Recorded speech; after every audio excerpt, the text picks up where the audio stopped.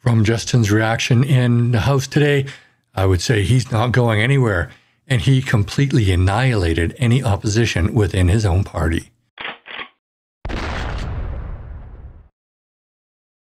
Hey y'all, welcome to my channel. I hope you're having a great day. Well, today in question period was lively like most Wednesdays, but the question on everybody's mind is what happened behind closed doors? What happened at the Liberal caucus meeting before question period? And that was also on Pierre Poilievre's mind. And Justin's behavior in Parliament today, I think, tells us all we need to know. Let's go to question period and take a look at the goings-on. The Right Honourable Prime Minister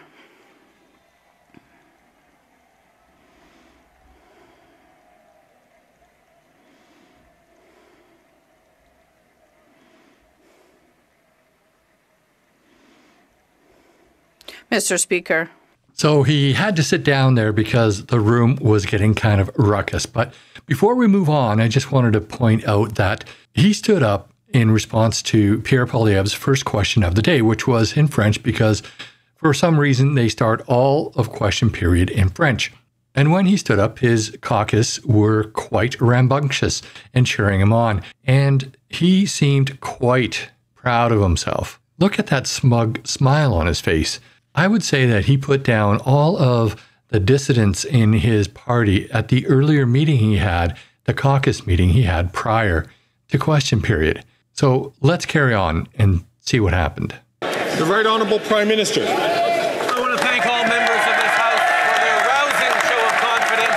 I have to say, the Liberal Party, as is the Liberal government, totally united on holding the Conservative Party to account for the fact that they want to cut programs, cut services, cut initiatives that will help Canadians grow the economy, keep inflation down, and make sure there's a strong, prosperous future for all Canadians. That's what we're focused on. While Conservatives focus on petty politics, we'll stay focused on delivering for Canadians.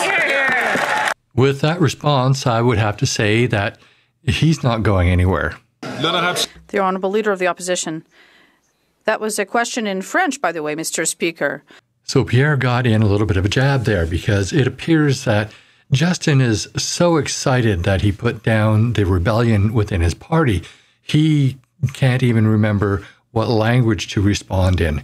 But let's jump forward to the English part of the questions because they normally repeat the questions in English after the French. The Honourable Leader of the Opposition. 24 Liberal MPs went to his caucus today to tell him that he's not worth the crime, cost, or corruption.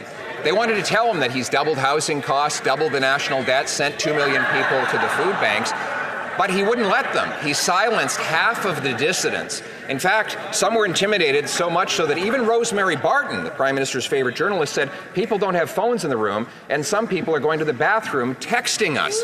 Mr. Speaker, will the Prime Minister text those dissident Liberal MPs, tell them to come out of the bathroom and tell the whole world that he's not worth the cost? The Right Honourable Prime Minister. Speaker, in our caucus, people have always been free to speak their mind and have different perspectives. Well, the entire opposition just broke out in laughter after Trudeau's last statement.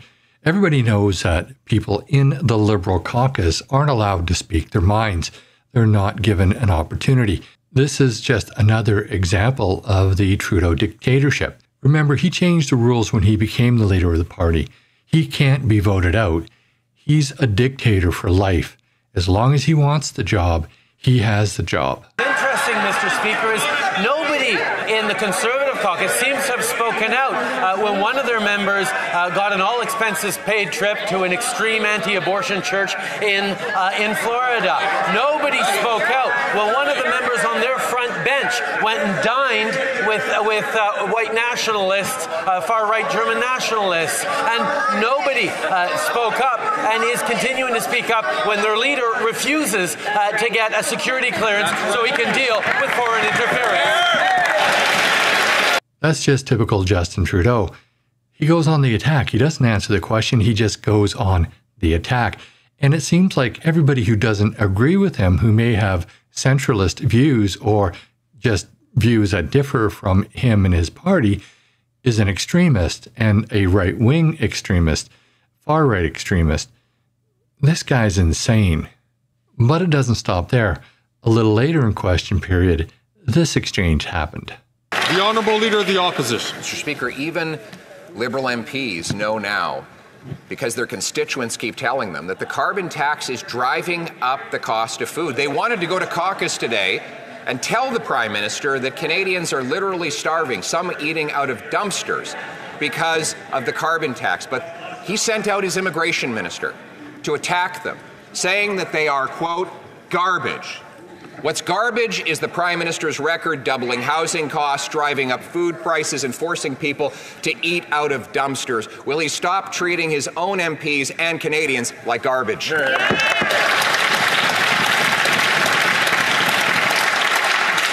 The Right Honourable Prime Minister. I think the leader of the Conservative Party shouldn't be bragging that none of his MPs have asked him to get a security clearance so that he can actually protect his party from foreign interference. That none of his MPs have spoken out. That having one of their members go down to Florida on an all-expenses-paid trip by an extreme anti-abortion church is just fine for all of their MPs. And that, quite frankly, none of them have any issue with a member on their front bench dining with a neo-Nazi. Mr. Speaker, I would hope some of his members in his caucus would speak up about some of the problems. Well, there he goes on the attack again. Apparently having a different view on abortion is extremist, but he out and out lied about the dining with the neo-Nazi. The person that he's talking about is Christine Anderson, who is a member of the European Parliament. She is not actually far right. She's been labeled as far right by the communists all over the world, by the left-wing extremists, but she is more of a centralist figure. Anybody who is the least bit conservative, according to the Prime Minister, is far right and a neo-Nazi and a white supremacist. But let's listen to Pierre's response. The Honourable Leader of the Opposition. Mr. Speaker, the Prime Minister, who has a lifelong record of racist outbursts, is now coming unglued on the floor of the House of Commons. The question was about the 24 Liberal MPs in his caucus that are trying to speak out against his quadrupling of the carbon tax, not because they care about the cost of living of their constituents, but because they're worried they're going to lose the election. So if the Prime Minister is so confident in quadrupling the carbon tax, why won't he call a carbon tax election now? Well, Justin repeats the same old lie, so it's really not important to listen to his response.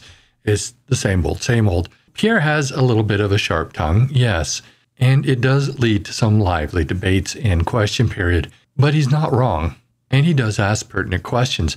Those questions are just never answered by the Prime Minister. My takeaway from today is that the Prime Minister, being very smug after his meeting with his caucus, getting a very ruckus round of applause when he first stood up, and smiling like he did and not responding to any of the questions regarding all of the MPs who are revolting in the party, well, that just tells me he's going to be around until the next election, and he has no intention of calling the next election until it's time to do so. Let's just hope that the Bloc follows through on the promise of calling a non-confidence vote at the end of October, and that they can convince the NDP to vote with them, because that will bring down the government and we will have an early election. But that's just my opinion. I'd love to know what you think. Put your comments down below. And while you're at it, please like this video, share with your friends and on social media. And if you haven't already, please subscribe to my channel and hit that bell notification so you never miss another video. I'd also like to invite you to tune into my live stream on Thursday evenings at 6 p.m. Pacific time, when you can join in on the conversation. Finally, if you'd like to get your firearms license, you need to take a course, and I offer those courses. In the show notes of this video, you'll find links to all of my social media, including a link to my website, and you can follow that link to sign up for a course that I teach. Thanks for watching, and I'll see you in the next video.